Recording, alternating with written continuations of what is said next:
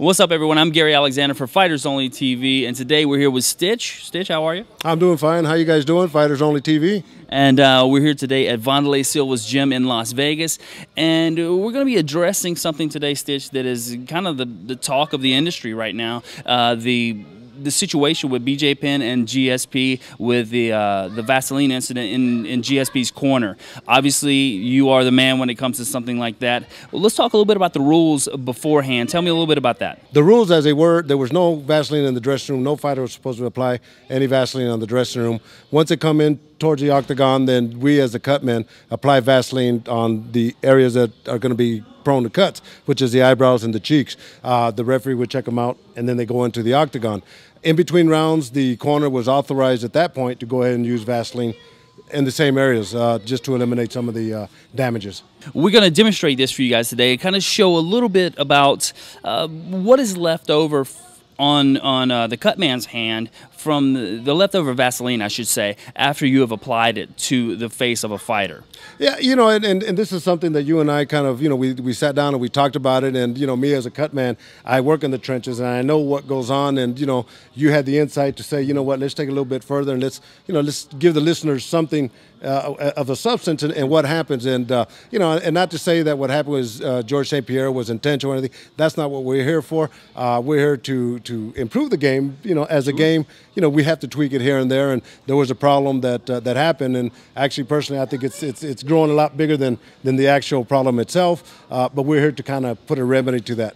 Last Saturday at the fights in Tampa, the UFC Fight Nights, Burt Watson, our coordinator, and the cutmen got together, and we kind of implemented a technique that I think is going to work from now on until, you know, something else happens. But what it used to be is before, no Vaseline in the dressing room. You know, we would apply it once the fighters get in. Well, that still changes, but a lot of times when the fighters would come in, we would apply the Vaseline on the areas that are mentioned.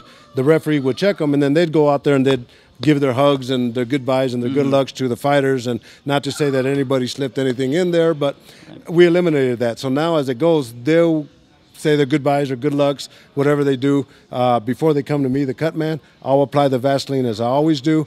The referee checks them, sends them into the octagon. In between rounds, there's no more Vaseline that the corner is going to be able to use. If the fighter gets cut or if he's receiving some damage where he's going to need the attention of a cut man, we are going to be the only ones that are going to be able to apply the Vaseline on the fighters. And, you know, it's a simple solution for a problem that really kind of blew out of proportion. This video and this reenactment, so to speak, if you will, is not an accusation of guilt on someone's part or an accusation of cheating or anything like that. This is actually to educate and to show why the rules will be changing. Yeah, you put it as simple as it could be done.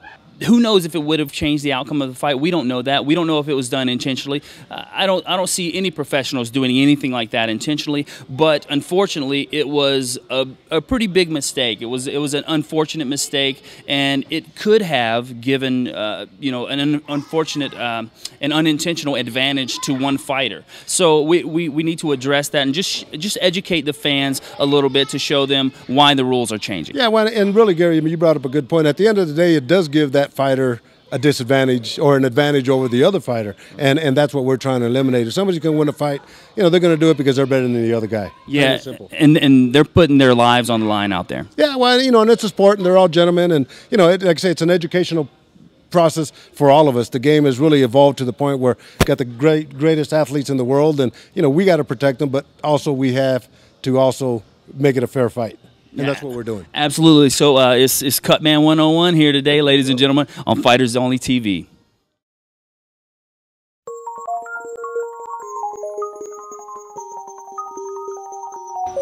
All right. And here's what's left. You rub that into somebody's shoulders, somebody's back, it's going to give that fighter a fairly big advantage. So hopefully we'll eliminate that.